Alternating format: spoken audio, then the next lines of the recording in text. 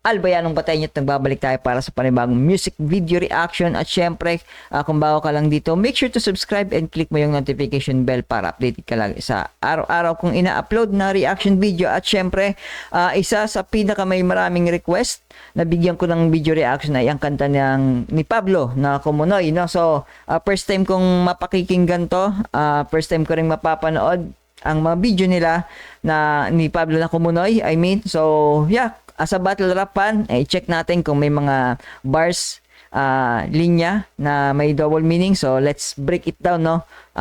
Yun, alam naman natin na si Pablo kung gaano kagaling magsulat pagdating sa rap, no? So, yun. Syempre, kung ayaw mo naman na may mga pause at syempre, commentary galing sa akin, na ilalagay ko yung link ng original video sa description sa baba, no? So, yun. Huwag na nating patagalin pa. Check na natin to. Kumunoy by Pablo. So, yeah, let's go. Sa daming iniisip ay hindi mapaliwanag ang bigat ng aking nadarama. At sa aking paglaban para bang lalo akong unti-unting hinihila pababa. Anong isa mo mapuso. Every time na maririnig ko ang piano na ganun yung tempo, yung pa isa-isa, tapos yung background pa na no, yung delay nun. So, alam natin na yung mga ganitong klase ng kanta, alam natin na sad, no? So, sad yung tema ng kanta, no?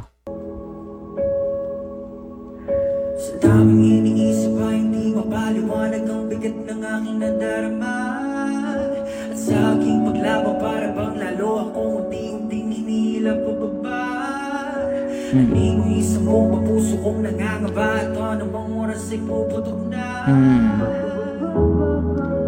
Oh, man. Pagod sa pagkakag ang aking mga pangalan ko naman alam ko sa pagmanda. Ako'y nawawala na gusto ko lang mabanalan ng lahat ng hindi matapos na. Imagine mo yung ganun no? Na pagod na sa paglakad ang aking mga paa. Di ko naman alam kung saan pupunta. Yung kumbaga parang naglalakad ka na walang direksyon. May mga certain time talaga na mayroon ding time ganun na kung ano-ano na yung ginagawa natin na wala namang nagiging resulta. 'Di ba? Parang ganun ganun i-describe ni Pablo yun. Kung baga lahat naman parang ginawa mo na lahat pero parang wala pa rin namang resulta. 'Di ba? Parang yun yung sinasabi na yung pagod na yung paglakad. Kumbaga lakad siya ng lakad tapos wala namang napupuntahan. Parang ganun yung ganun niya na minetaphor yung ganong feelings niya. Tapos ako'y nawawala na, gusto kong mawala na. Nawawala na siya pero nawawala na, kumbaga yung kakalakad niya, syempre nawawala na siya, kumbaga naliligaw na, tapos gusto niya nang mawala na lang, parang sobrang pagod na, wala namang napupuntahan. So yeah, para matapos na to yung paghihirap, gusto ko na lang din mawala. Masyadong mabigat to para sa isang tao, mabigat to. Ako naman ang lahat pero di pa rin sapat. Ako'y hirap na hirap ng huminga. Ano ba? Ako'y hirap ng huminga, bababababab. Ang ganda ng pagkakaano niya ng ganun, no? Ako'y nawawala na gusto ko lang mabanalan ng lahat ng. Tapos ang galing ng yung pagkaka-deliver niya ng flow.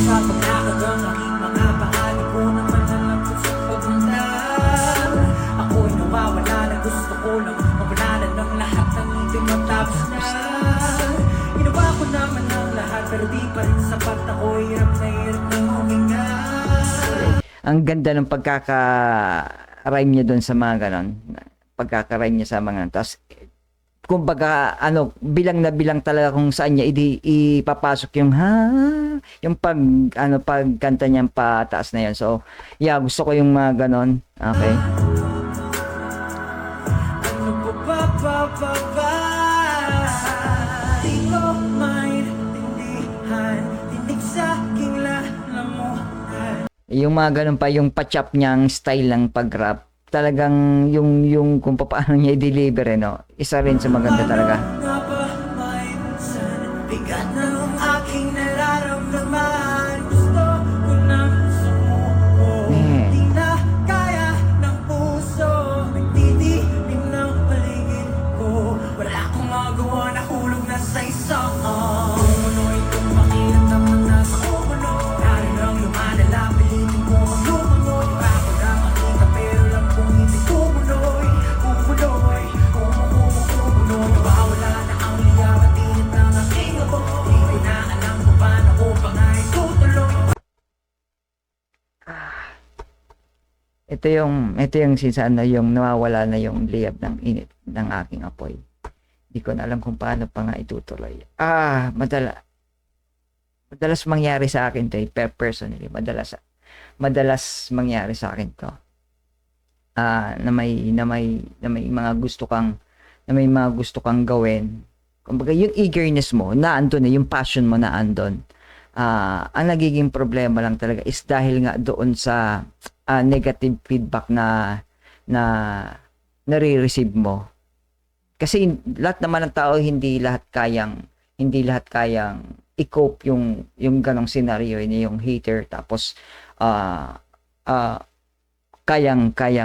kumbaga kaya niyang tanggapin lahat ng sinasabi. May mga tao din talaga na mahina sa ganon. May certain time din talaga na parang ganon din ako na parang gustong-gusto ko tong gawin, pero ang problema kasi pag nakaka-receive na rin ako ng criticism, yung pagmamakba sa ginagawa ko minsan sa ganun. Parang nawawala din talaga yung apoy ko ng ganun. Parang, kailangan ko ba itong ipagpatuloy? Kasi parang, pinagtatawanan lang ako, parang ganun. Tapos parang hindi ako siniseryoso. Ay, may time talaga na parang, hindi ko na nga lang, paano?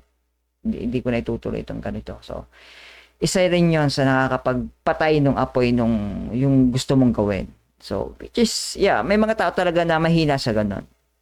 Kaya hindi maganda talaga na, kaya pag sinabi, diba, pag ayaw mo, wag mo nang anuhin. Wag ka na lang magsalita. Kasi may mga tao talaga na hindi kayang tanggapin yung mga ganong salita na masakit, diba? So,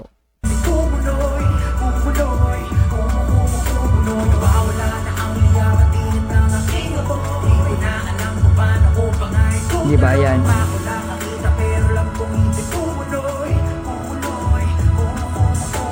Di pa ako nakakakita pero alam ko ito'y kumunoy.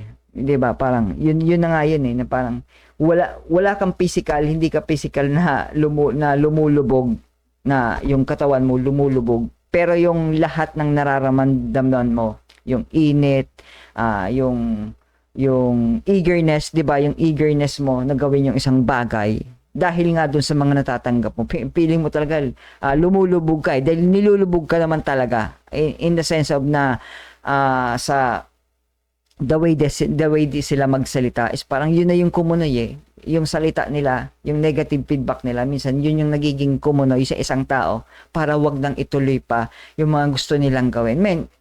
Kaya 'di ba, kaya marami din talaga na mga celebrity or mga may mga pangalan na tao na talagang tinitigil na lang, mas ginusto na lang nilang itigil kasi hindi na nila kayang parang tanggapin yung mga ganong criticism style. Pagbabash, pag-hate, man. So, masakit yun, mahirap yun para sa isang tao din.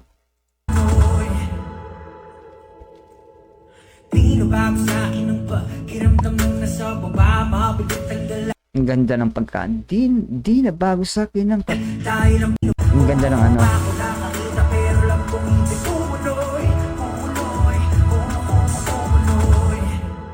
Ang ganda yung pagka-deliver niya ng ano. Para di na bago sa akin ang paki. Tapos para kinat niya yung paki ramdam, tapos yung para mag-rhyme din ulit yung magtugma yung bilang ng syllables.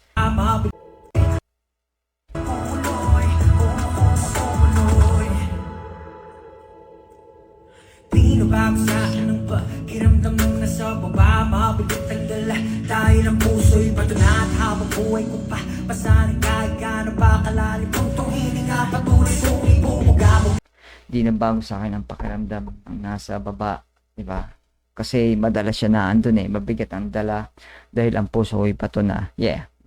Bato, dala mo pa siya. Pag nagdala ka ng bato, mabigat yun given na kahit maliit man yan, kimalaki yung bato, mabigat talaga yan Yun, so, at habang buhay kong papasanin, minsan, yung bato na yon dala mo, pasan mo, so, may mga ganun tayong metaphorical na ginamit si Pablo dito, kahit ganun kalalim buntong hinap, patuloy kong ibuba, so, kahit paano, kahit ganun, kumaga, nagpatuloy pa rin naman siya.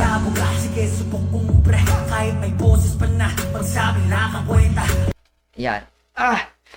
Ito yung sinasabi ko na, Pablo, man.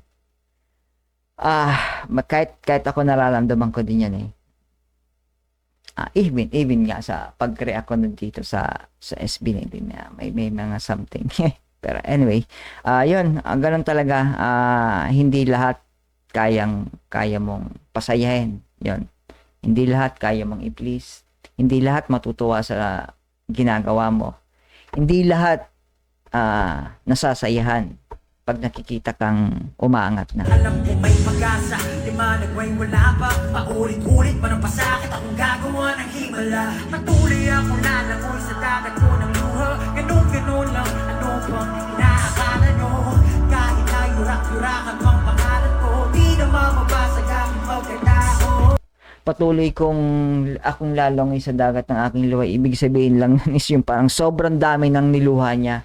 Ganun nakalalim yung luha niya. Ganun nakadami yung luha niya. Na pwede niya nang ilangoyan, no? Ibig sabihin, sobrang ilang gabi na niyang iniyak. Ganun. Matagal ko na rin iniisip to. Sabihin nyo sa akin kung anong mali ginawa. May mga criticism na constructive, pero karamihan kasi ng criticism is destructive Yun yung kaibahan ng dalawa na yan. Although kahit nga kasi minsan may mga yun sinasabi ko na even yung hindi lahat ng tao kayang i-take yun, mapa-constructive man yan o destructive criticism man yan. May mga tao na hindi kayang tanggapin yun. 'Di ba? So, iba-iba tayo ng kung paano natin tanggapin yung mga ganong kritisismo. Sawang-sawa na to kay nang panalo. Lubayan yun ako.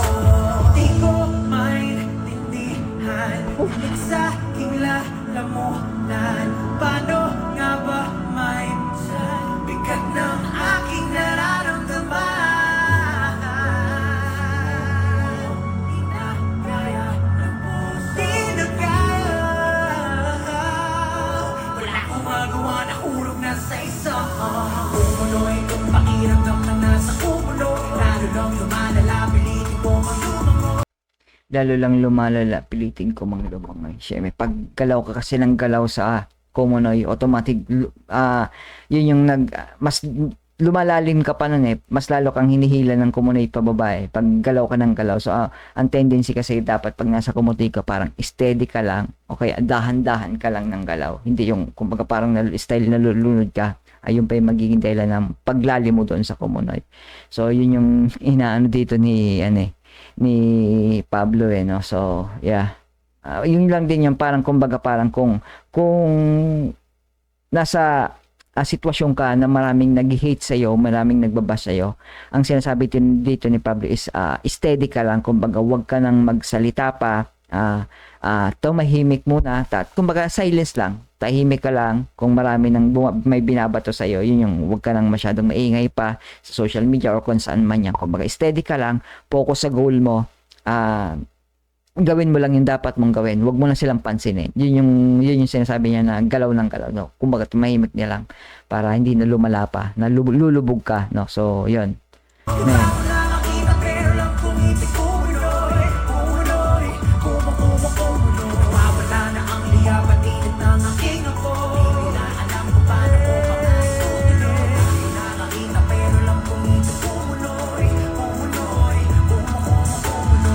Damn.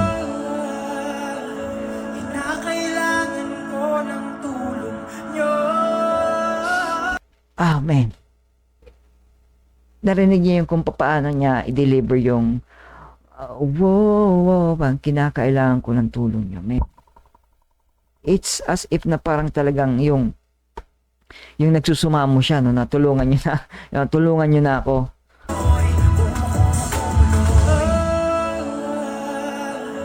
Kailangan ko ng tulong nyo. Pasensya na't nakalimutan ko na lagi lang kayong nariyan sa aking tabi. Pamilya, kaibigan na ng mga nagsisilbi. Ilong sa tuwing magulo kung mundo'y nagdidili. Kasama ko aking ama, ako'y makakaangin. Tuloy-tuluyan ang mawawala. Tumuloy, mawawala na. Mawawala na. Yeah, Pablo,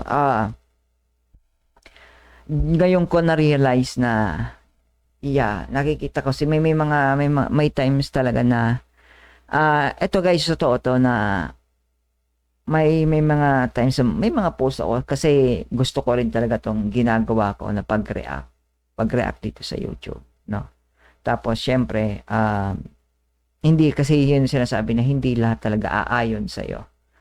Tapos syempre pag marami kang may makikita ka na parang bumababa ang views mo, parang gano'n, no? Parang nawawalan ka ng gana dahil nga parang wala namang nanonood sa video mo, mga gano'n, no? So as long as na may sabi nga ni Pablo, parang kumbaga hanggat mayroon akong pamilya, kaibigan, nagmamahal, nagsisilbing, hanggat may nanonood, sabi nga doon sa TV, di ba, na parang hanggat may nanonood, may isang nanonood dyan, huwag mong titigil, kumbaga parang gano'n. Kaya yun din, kahit papaano na minsan na pag sabihin natin na tinatamad na gumawa ng content, parang gano'n. So hanggat may naniniwala at hanggat may nanonood, so tuloy lang. Yun yung naano ko na parang si yung SB19 nga nun, walang makain kumbaga anuan sila ng pagkain lang para maituloy pa tayo. Kumbaga tayo pa kayang di ba? May kakayahan naman, di ba? May kakayahan naman. So bakit natin titigil? So yun. Kaya nagpapasalamat din talaga ako sa mga nanonood ng aking video reaction, no? So yun lang din naman. May mga times talaga na hindi maayon sa atin yung panahon, yung pagkakataon.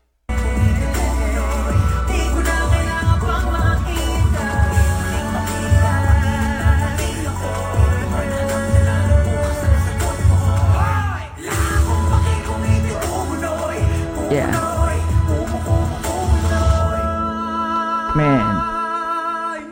Salamat aking ama. Patuloy ang paglaban sa aking isipan, napupuno na ng kadiliman.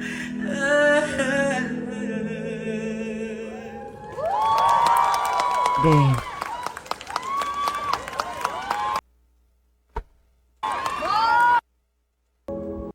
Man, so that's it. God. Yeah. Sobrang mabigat kahit papaano. Na mas nabigyan pa ako ng linaw ni Pablo na ipagpatuloy ko yung mga gusto kong gawin.